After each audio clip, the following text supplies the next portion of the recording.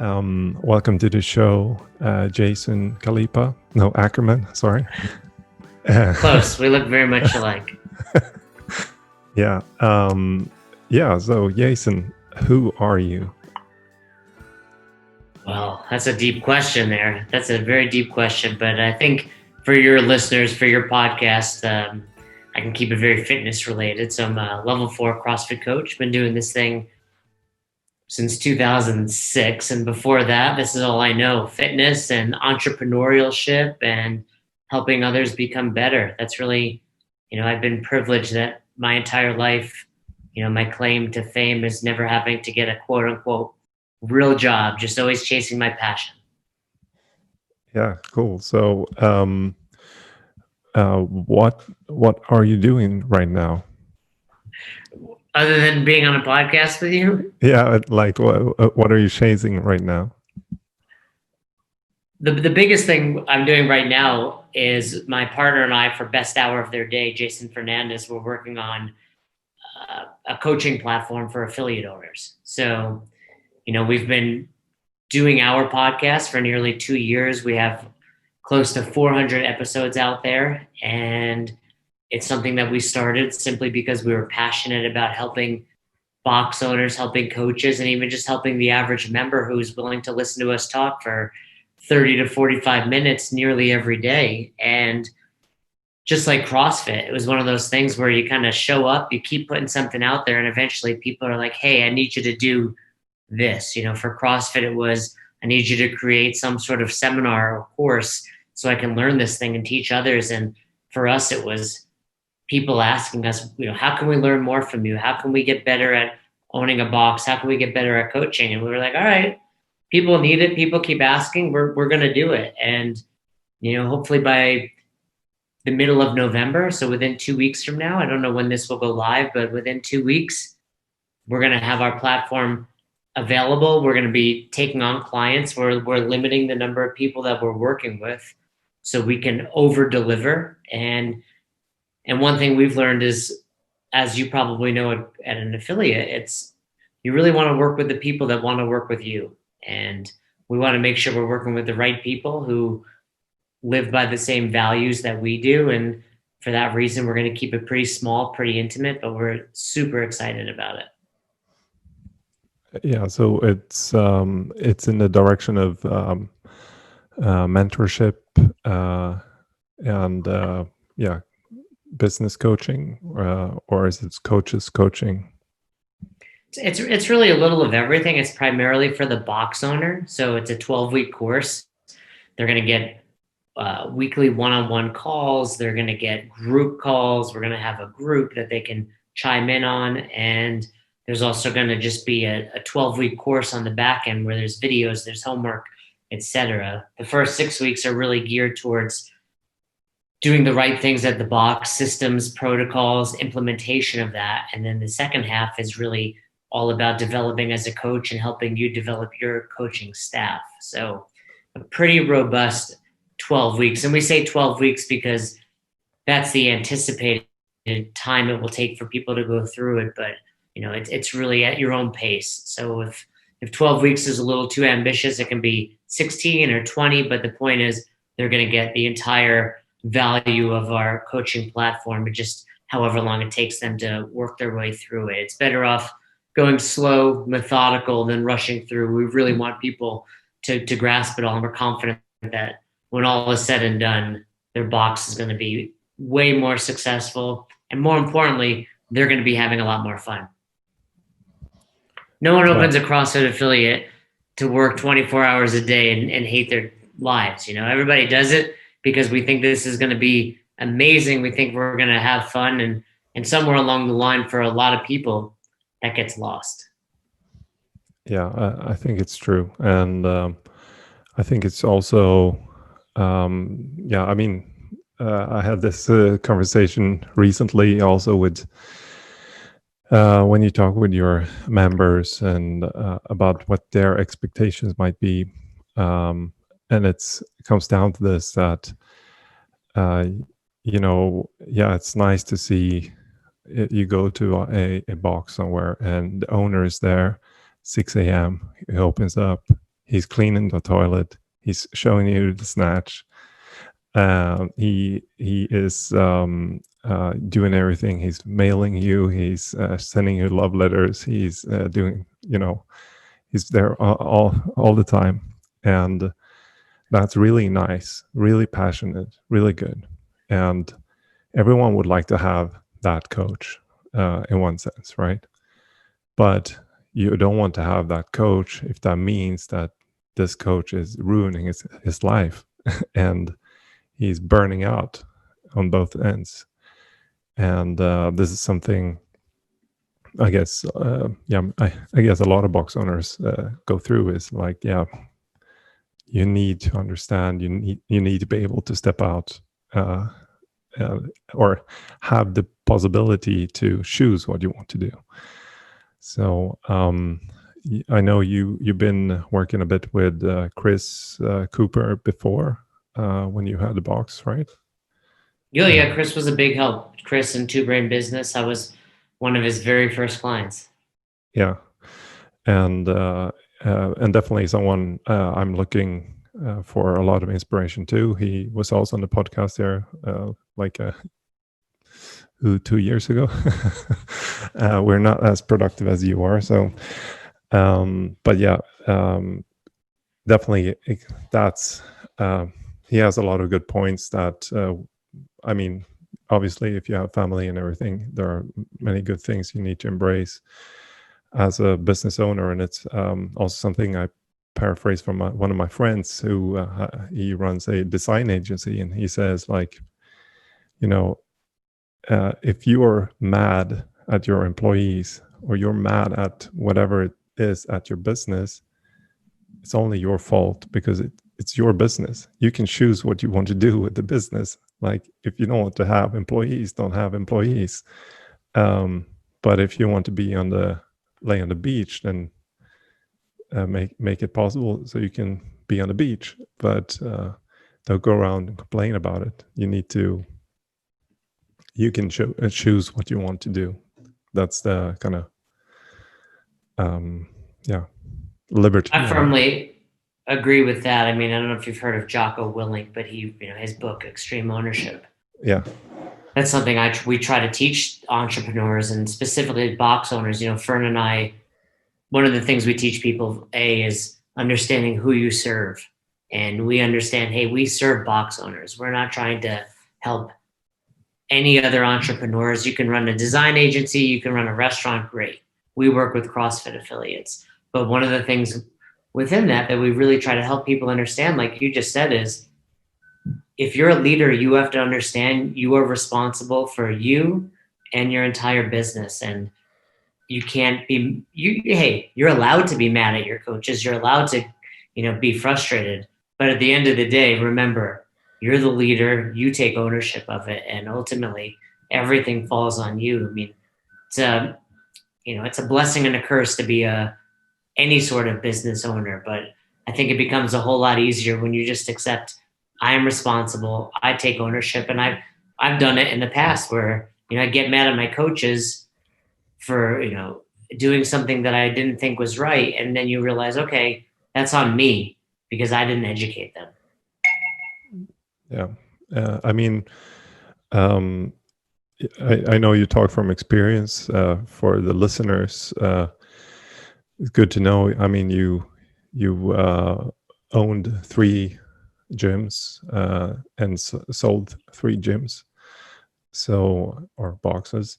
So you have some experience on this side, and also you've had a lot of staff. You've gone through all the pains of of creating a monster and trying to put on a leash, I guess, after a while, when you start to notice that everything is just going out of control. So, I mean, you experienced this and gone through all the mistakes that, it costed you a lot of time and effort and everything. So, this is the main reason why I think it's so valuable to listen to you guys, because that might mean I don't have to do the same mistakes again. So Yeah, Fern and I had a recent podcast where we talked about all of the mistakes we've made, and he had this list of about 20 mistakes, and he asked me, "Did you make this one?" And I think 100% of them were a yes, and that's the point. You mm, know, there's other great coaching out there. Two Brain is one of them. There's probably another dozen, and I'm sure they're all great. But the one thing Fern and I have over any of them is between the two of us, we've owned 5 affiliates. And between the two of us, we've sold 4 affiliates. And, between the two of us, we've made every single mistake. And I think that's a good thing because those mistakes are what taught us the lessons. And our goal is to be able to teach people you do not need to make the same mistakes we did. yeah. Speaking of which, I started with the Jason Kalipa joke. Uh, I heard it hit the home run, but he actually did you listen to his podcast with Savan? I've not listened to it yet. No, I saw that came out. I'm excited for it. Yeah, I stumbled across that podcast and it was really good because you really get deep into. I mean, it's the first really deep podcast with Kalipa, I would say. And but he says from his experience now in the NC Fit history is like whatever he values the most now when he started with his partnership program is staffing manuals and like to create a roadmap for your staff and like what rules do you have for your coaches, what rules do you have for this and so on. So that's like one of the key points from Kalipa's point of view that he never had.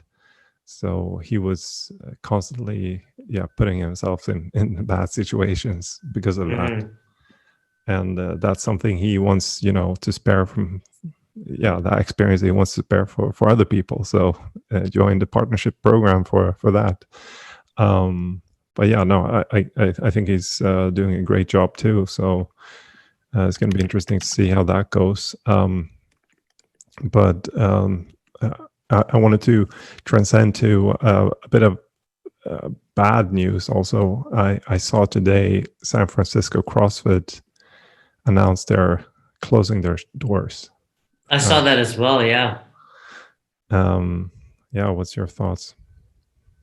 Well, I didn't see much other than a post. One of my friends, Debbie, taught there, and I saw that she posted something. So I didn't see much beyond that. I mean, it's probably a little bit different than most CrossFits, as it was Kelly Starrett's, and Kelly's probably going to be okay without his CrossFit affiliate, but it's still indicative of the times. It's tough to be a box owner. It's tough to be a small business owner, period, right now. And California has been hit really hard, and I'm not exactly sure what the rules and regulations are these days, but I'm sure everything's being operated at a reduced capacity, if at all. And yeah, it's just really hard. It was probably one of the first 100 affiliates open, so it's certainly saddening to see it go. Like I said, the light at the end of the tunnel is it was Kelly's, and he's got plenty to fall back on. But you still feel for the coaching staff, you feel for the membership base, and yeah, it's sad and strange times. And of course, I don't know when this is going up, but tomorrow's either going to be, best being in Germany right now. Yeah. Not often you say, "Hey, you're better off being in Germany." Well, I think we're having a bit easier here for sure. Better social security measures and a lot of help from the state, I guess. But yeah, we just started our second lockdown today, so so it's definitely, and they said it's going to be 4 weeks. I'm kind of counting. What they said last time. Exactly. Right. So I'm counting on having like huge restrictions until April again, or even May. but yeah, that's how we how how it is. And yeah, it's, I guess, something we're going to talk about too. But then I also discovered now, because I've heard you've been sniffing around the carnivore stuff not for a while, and then I saw, to my pleasure, you were talking to Mr. Saladino on the podcast. Dr. Saladino. Yeah, Dr. Saladino. And yeah, we had the Sean Baker on this podcast. So I guess it's very carnivore-ish right now, all in the CrossFit scene. But yeah, so Sean Baker, he wants to go for the CrossFit Games as a master's athlete. So this is just my thought. I think he needs a good CrossFit coach, and I thought maybe Jason would be a good CrossFit coach for him. Yeah, I don't know much about Sean Baker. I mean, I know he's the carnivore guy, and I know he's a pretty decent athlete. I don't know what his age group is, but hey, I think I know enough to get him ready for the Masters. Sure. Connect me with him. Yeah, no, I just thought, because of the experience you have now, and obviously to have a bit more track record on it will be a good help to him. But yeah, so what made you come into the carnivore diet, actually? You know, I had seen it in passing from Joe Rogan in January. You know, typically January is considered World Carnivore Month, and he did it. And then Mark Bell was probably the bigger influence. He started in January, and I believe he went about 100 days. And it was during the quarantine here. You know, I was just letting myself, I wouldn't say go, but I was definitely being lenient with my nutrition. And I was training in my extra bedroom. You know, I was limited to a couple sets of dumbbells and a kettlebell, and I was just lacking motivation. So that was, you know, from March through June. And then my wife and I moved in July. We bought a new house, and I was like, okay, I need to do something. I joined a local box, which I now coach at. And one morning we were just sitting there, and I kept saying, you know, I'm going to do this carnivore thing one day. And my wife typically calls me out on that kind of nonsense of like making excuses. And she was like, just start today. And I said, yeah, I guess I have no reason not to. And I did. And I've not looked back. And that was, you know, almost 4 months ago now. So I've actually done it longer than Mark Bell did. Yeah, easy. And you talked about motivation there in the quarantine. Yeah, what would have helped you to keep the motivation up? I don't know what could have helped during that quarantine. It was tough. I really am someone that thrives off of the community and going to class. We have a garage gym. I rarely use it. It's there in case I need it in a pinch, but I really prefer going to class. I prefer being around the community. That's where I get my energy. I push myself harder, seeing other people working out and trying to keep up with them or beat them. And it was tough. I think it was definitely a hard time. And you hear people talk about it. You hear people, there's definitely something real about people being depressed and, you know, struggling during this time. And, you know, we don't need to get political on your show, but there's definitely pros and cons to this thing. I understand we're trying to prevent this, you know, the spread of a virus, but at the same time, I think we have to be aware of the other complications we're causing in this world. Yeah, for sure. It is, as you said, it's become very politicized, and this is something I said. Well, I told my wife was something that I'm puking on is companies getting political, but I also think it's cowardly when a company owner can't have a private opinion if you know what I mean. So Yeah, it's tough because, I think recently I saw in the news, the owner of Home Depot came out pro-Trump, yeah, and then people are bashing him and boycotting Home Depot.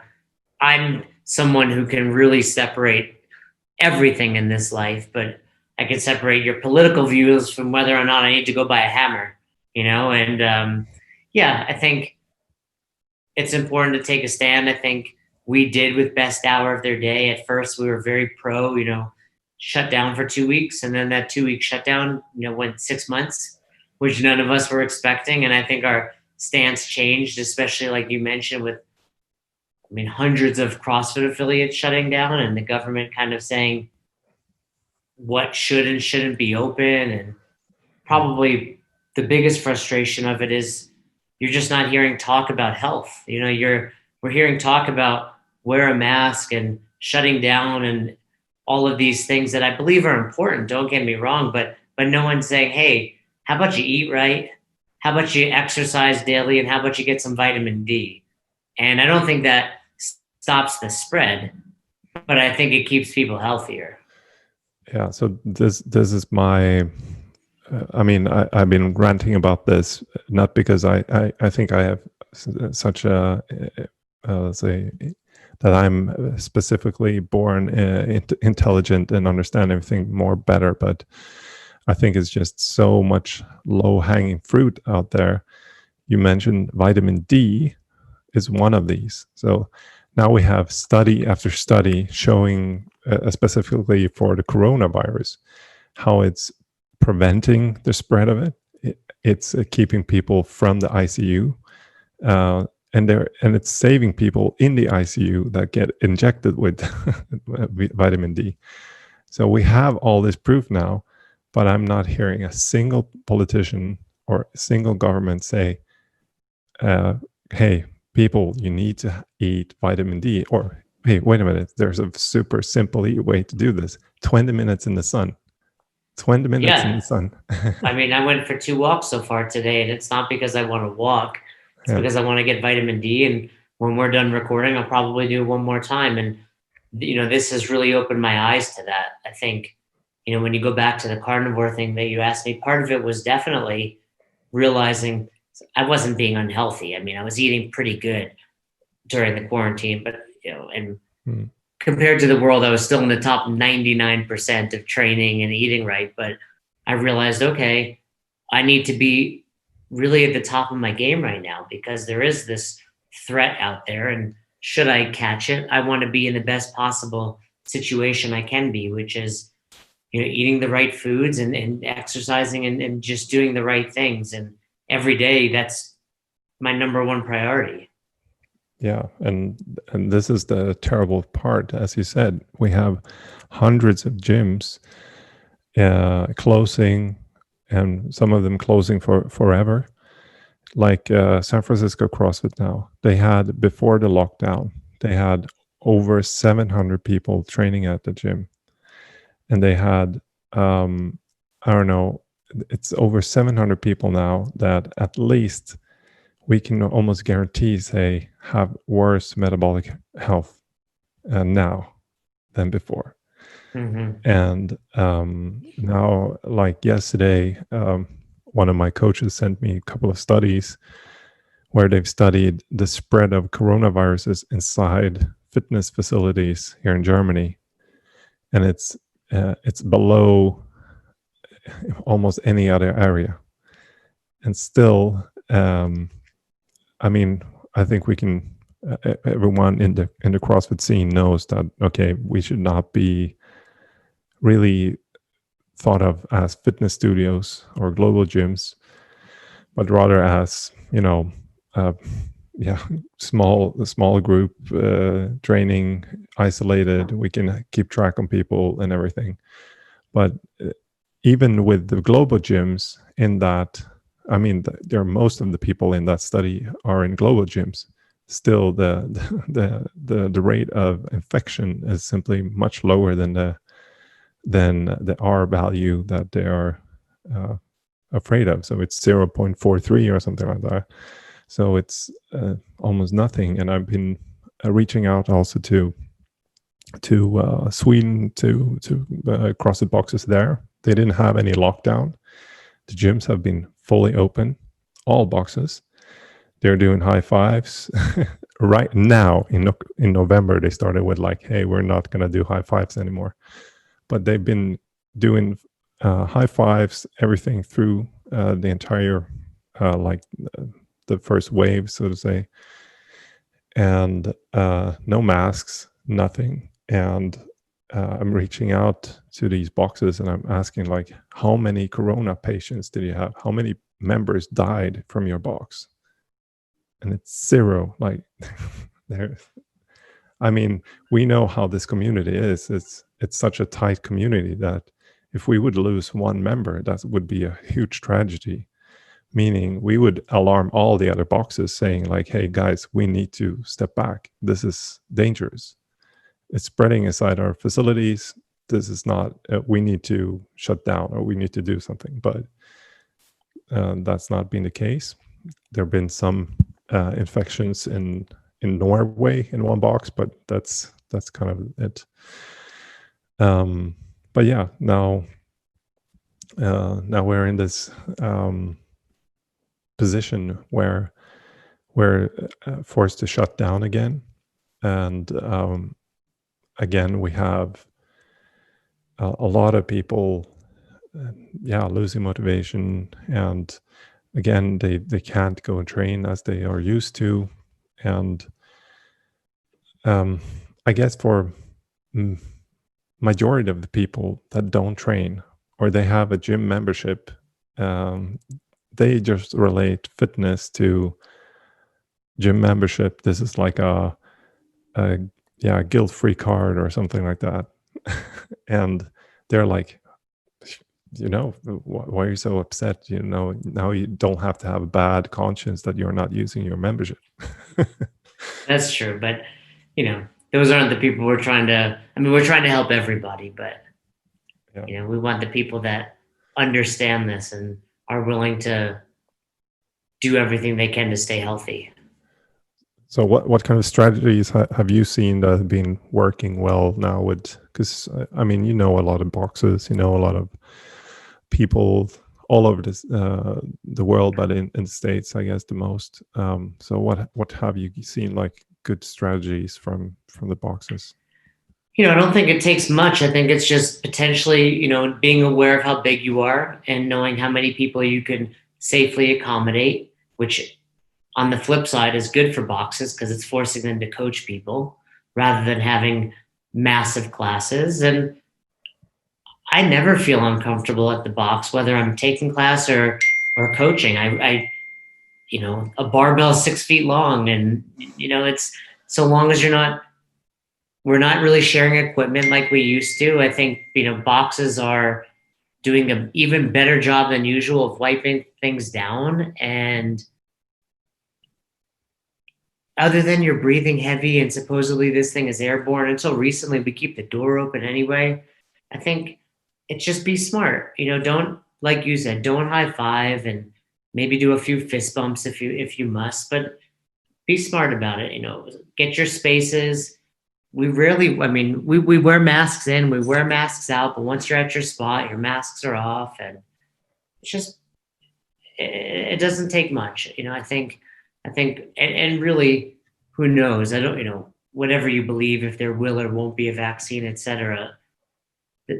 Like I said, the healthier you go into this, if you are going to get it, which potentially we all will at some point, and that's what we eventually need, right? To get herd immunity or whatever they call it. I'm certainly not a doctor with this stuff. I just catch most of my news on Joe Rogan. So I don't know, if I know a whole lot about it, but point is, the best thing you can be doing is the CrossFit prescription. Eat meats, vegetables, nuts, seeds, some fruit, little starch, no sugar. Keep intake to levels that support exercise, not body fat. Boom, do that. Breathe heavy a couple times in a week, lift some heavy weights a couple times a week, go for some walks, keep your stress low, get a good night's sleep, things you should be doing anyway. And if you're not doing those things, it just puts you at a bigger risk. And ultimately, that's up to you, whether it's corona or type 2 diabetes or heart disease, something's going to get you. Yeah, that's true. So during lockdowns, have you seen any good strategies there from boxes to kind of survive the It was quarantine? tough. I saw, during the initial quarantine, everyone was doing Zoom calls, and the challenge there is just keeping your members motivated. It's hard. I mean, I had dumbbells, I had kettlebells, I had a Peloton bike, and it was tough. I really had to be self-disciplined and self-motivated. I think the most important thing you can do as a box owner, a coach, is lead by example. Let your members know, hey, this is hard for everybody. Good timing to do a nutrition check, potentially a challenge, group calls, do your workouts, maybe have a group call 2 or 3 times a week, just to have, like almost like when you go to school and there's like office hours for your professor. Like, I'm there from 5 to 7 o'clock, Monday, Wednesday, Fridays. Talk to your members, check in with them, because I'll tell you what, a big majority of them are hurting. And knowing that they have someone, you're lucky, I'm lucky, we're married. I have a family that I talk to virtually, but there are people out there that have no one. And those are the people that their CrossFit community is what keeps them motivated every day. And now all of a sudden they have nothing. And it's important for them to realize, hey, coach is still here for you. Your community is still here. Seeing other people that are, in the same boat as you, it's important for them. So lead by example, be there for your community. And hopefully when all of this passes, by the end of I was going to say year, it's not going to be 2020, but sometime in 2021, they remember that. And, you have a member for life because you kept their spirits high during this tough time. Yeah, I mean, you have probably similar experiences without having lockdowns, but like, yeah, members going through tough times, and there was only one guy that was smiling at the point. It was called Jason, right? So Yeah. yeah. I mean, ultimately we do this thing, we coach because we care about other people. Typically that care manifests in exercise and fitness, but sometimes it manifests in mental health and being a support system for these people. And bonus points if you can get them to do a few burpees along the way. Yeah, definitely. Yeah, I was thinking of this also from like a coach's perspective, having a lockdown and quarantine, or if it's a, I don't know, half lockdown, I don't know, how coaches can also kind of use this time in a better way. So instead of losing their motivation, where they are, I don't know, looking into a wall and saying like, shit, I can't go to the gym, or I can't coach classes I did. I see this like a opportunity to actually learn something new, like take a course, take a class, take whatever you can do to kind of educate yourself now. And in our case, we are like we moved all our group members into virtual PT, so we're PTing all our members now, and that's a huge workload on the coaches, like, because we are doing that one-on-one now, but it's a great opportunity for us to get to know our members much better. And so it's already a strain on the coaches, but I'm also trying to motivate them to, what else can you do now, like to develop yourself, because now the beauty of it is you don't have to coach classes from 6 a.m. And you don't have to be there until 9 p.m. You can kind of move your day as you want because there are no classes. So yeah, it frees up some time if you want to. Yeah, this is, like you said, the time to really grow your knowledge as a coach. You know, we often develop as a coach in that classroom, which is like, you know, getting better at something by taking a test. You don't always get better in that moment. You get better in the studying for it. And some low-hanging fruit that I always try to tell people to do in the CrossFit world, especially, is, you know, there's 9 foundational movements. If you took your level 1 or you've gone through an on-ramp, you've probably learned them: air squat, front squat, overhead squat, press, push jerk, deadlift, sumo deadlift, pull, med ball clean. So if I was a coach, first step, memorize those 9 movements. Okay, now I know those. Secondly, what I would tell them is, okay, now let's just use one example, the air squat. I would say, now you know the air squat, I need you to know the setup, the execution, and the points of performance at the air squat. So 99% of level 1 trainers do not know that. I don't know how many listeners you have and how many of them are level 1 trainers, but right now I'm asking you, do you know the points of performance of the air squat? And I'm guaranteeing you, most of your listeners are shaking their head no and thinking, how does this guy know? Because I've been around enough people. So let's dive in. The points of performance of the air squat: weight in the heels, knees track the toes, full range of motion, midline stabilization, proper line of action. Boom. 5 points of performance. Okay. So what does that mean? Now when I watch someone do an air squat, I know I need to think about these 5 things. Now what I would tell you is, how would you teach that? So you know the 5 points of performance. I always say heels, knees, depth, arch, line of action. That's my way of remembering the 5 points of performance. So how do I teach weight in the heels? All right, you know, so-and-so, you're standing there. I need you to wiggle your toes. Great. Now I need you to push your knees out over your toes. You know, so you're teaching these movements, but I want you to think about what happens when I don't see these. So someone's squatting and their weight's in their toes.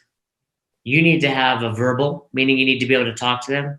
You need to have a visual, meaning you need to demonstrate to them. And you need to have a tactile, meaning you need to be able to touch them. 3 different unique ways of fixing that fall, right? That's for one fall, weight in the heels. Now we need it for knees. Now we need it for depth. Now we need it for midline stabilization. Now we need it for line of action.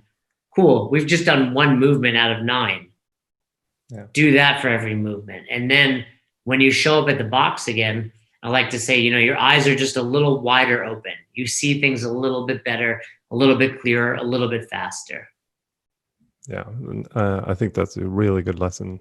It's so you don't have to overcomplicate it, and brings me back to, do you know Rob Lawson?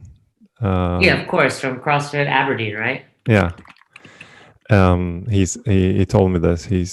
He has, well, he when he was bored at some point, he took a paper and he did like the same thing with push jerk, yeah, with all the 9 foundational movements, and he put 3 verbal cues, 3 3 tactile cues, and 3 demonstrating cues on each fault that he could think of.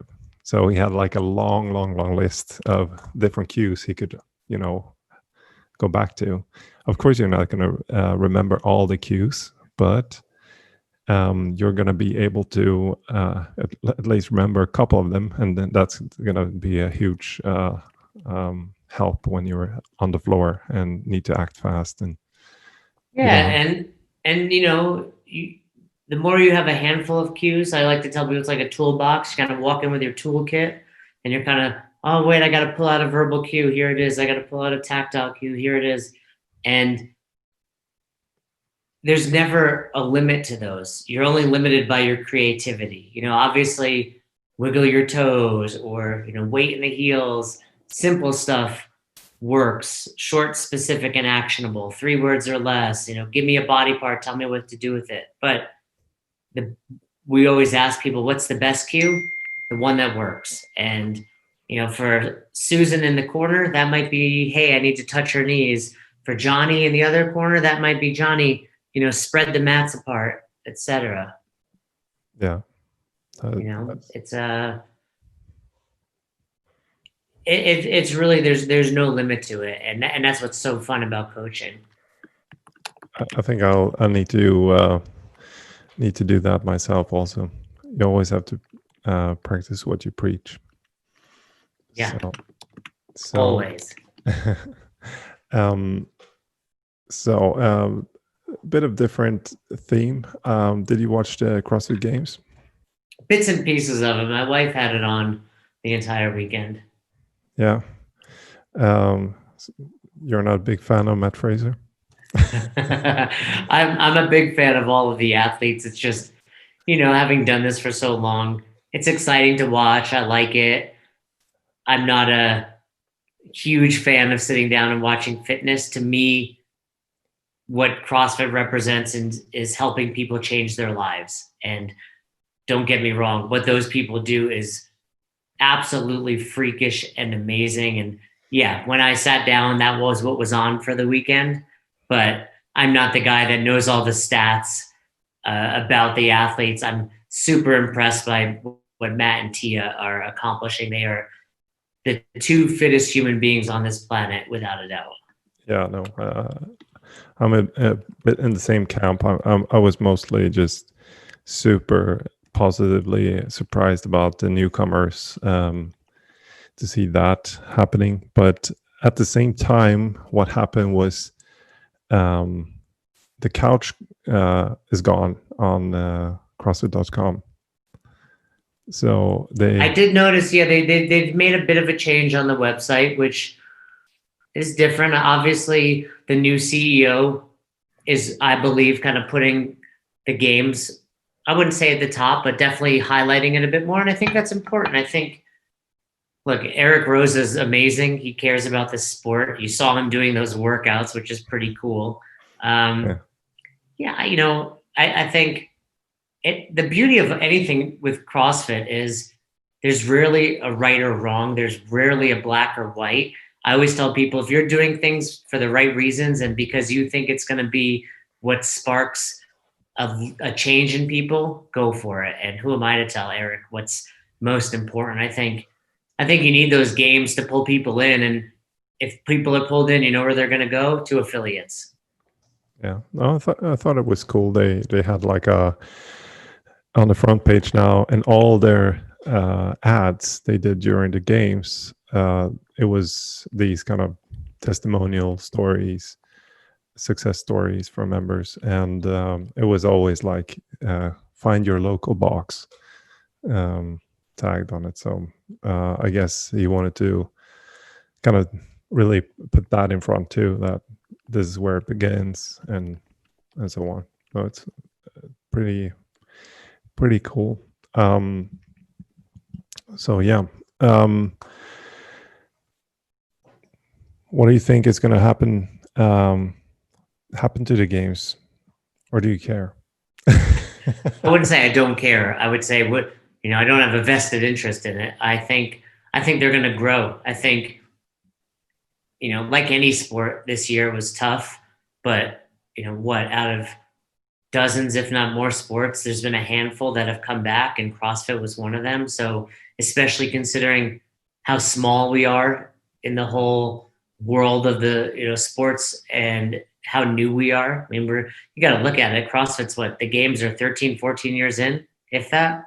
So I think it was impressive what Dave Castro pulled off and what the entire team pulled off to begin with. And hopefully by next year we're out of this thing, and with Eric Rosa at the helm, we're only going to grow. I think, shortly the games will be, on true broadcast TV, be it ESPN or CBS.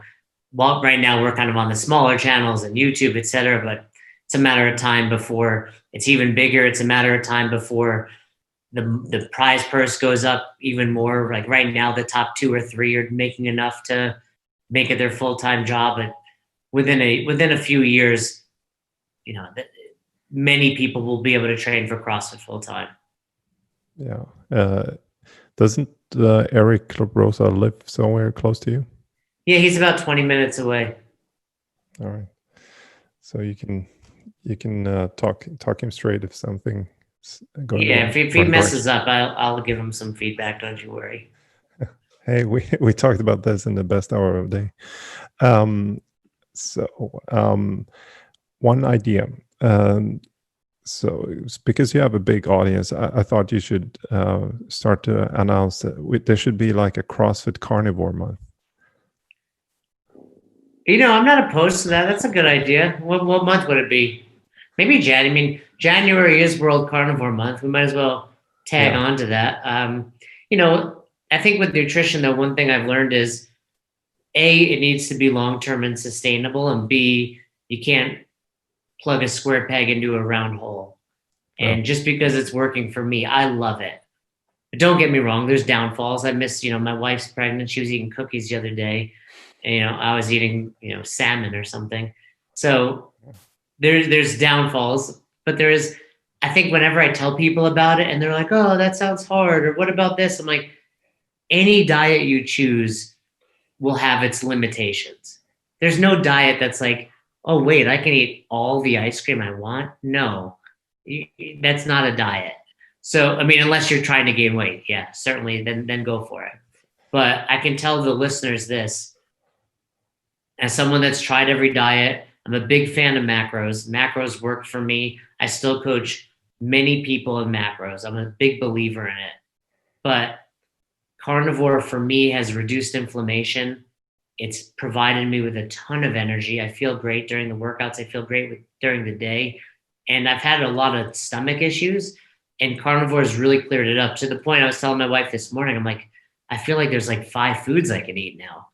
And as bad as that sounds, it's a really good thing, because that just means I was eating foods that I shouldn't have been eating because my stomach was used to it. Where now, if I'm not used to something, immediately, it's painful, or I have to run to the bathroom, or I'm just uncomfortable. So it's a great diet that if you give it 30 days, it will expose some of the faults that you currently have. So certainly, maybe we will consider that for January. And I'll tell you what I like the most about it.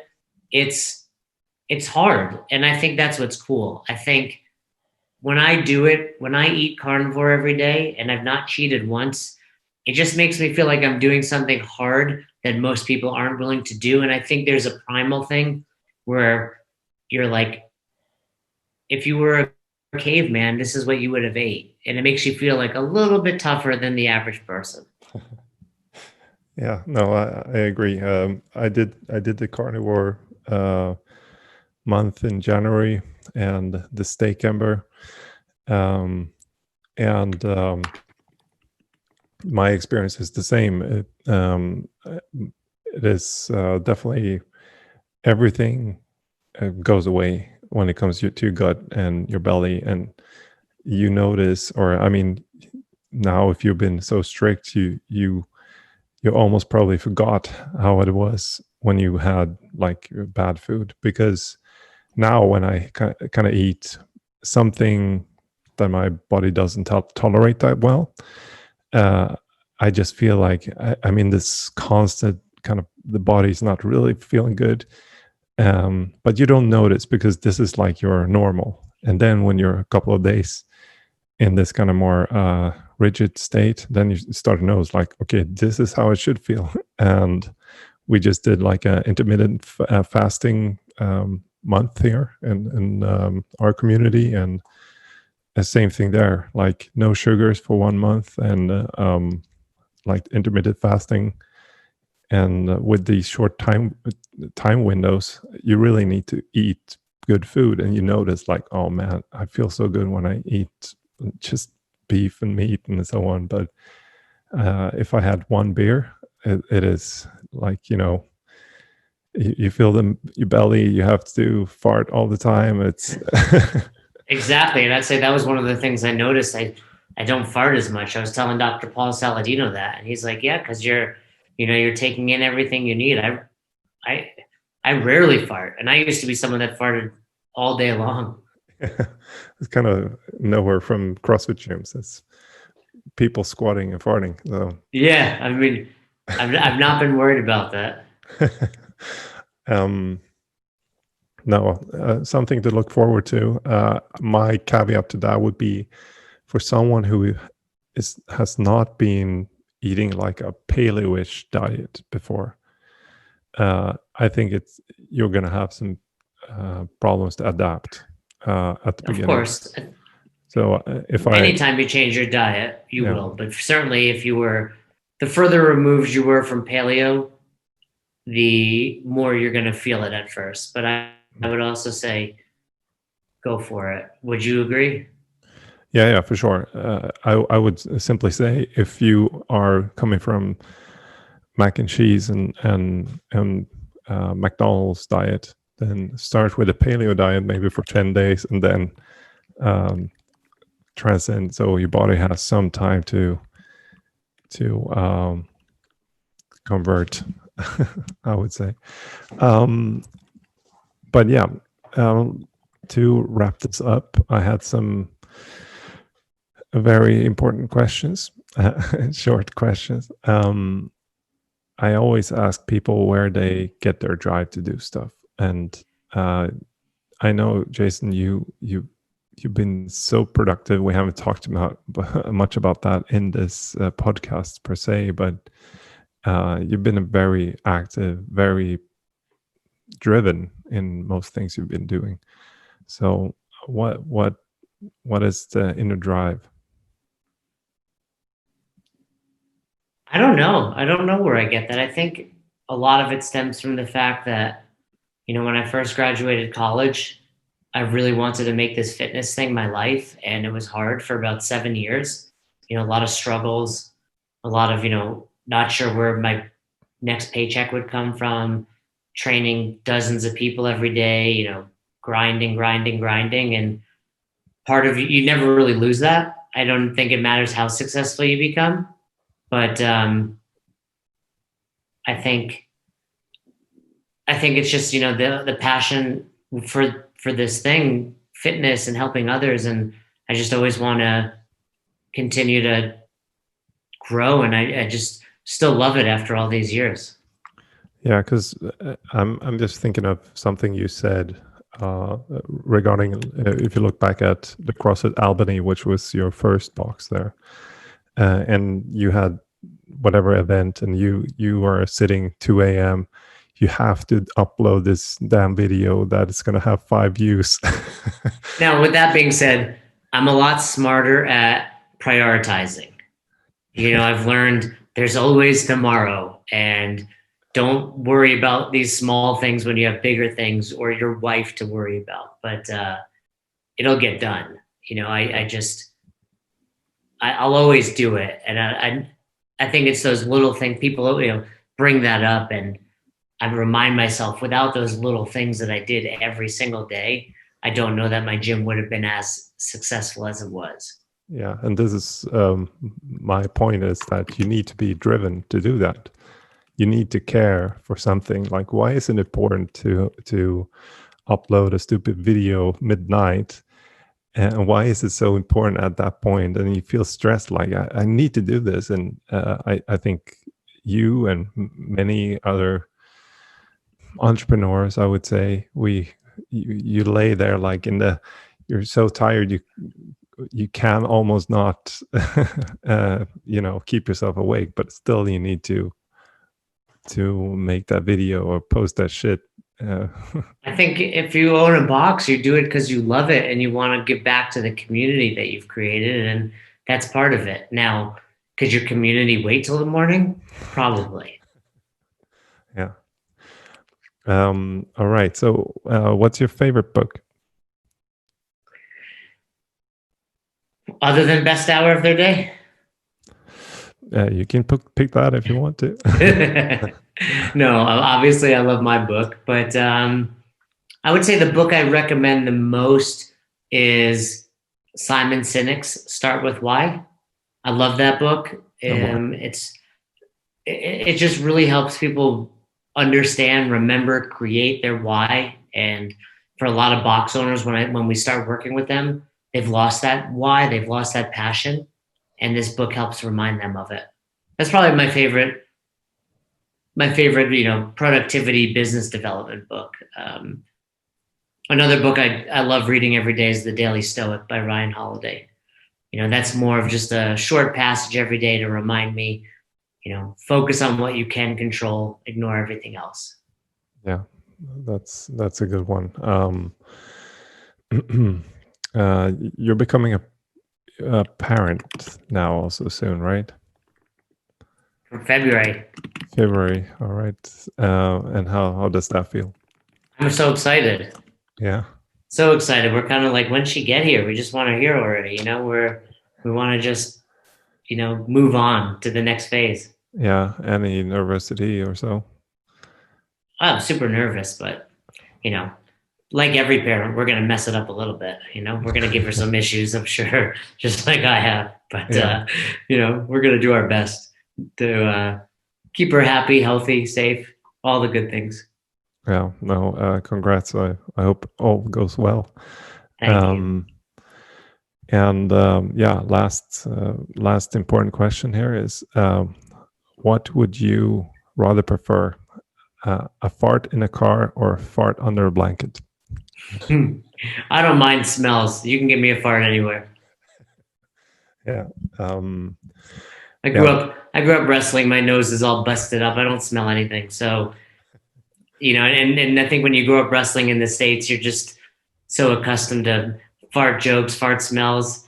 Now, my wife, on the other hand, you know, when I was farting more often, like I said, if I farted in bed, she lost her mind. But for me, you can fart on my face. I don't care. All right. That's a quote. Yeah, I think that's all for today. I hope we can bounce into each other someday in the future, and also in maybe in better times, where both our daughters are here, and yeah, Yeah, we'll have to take notes and compare them when yeah, the babies are here. That'd be a lot of fun. yeah. All right. Yeah. Take care, man, and yeah, thanks for joining the podcast this time. It was a huge honor. Thank you so much. That was a lot of fun. I appreciate it. Yeah. Take care.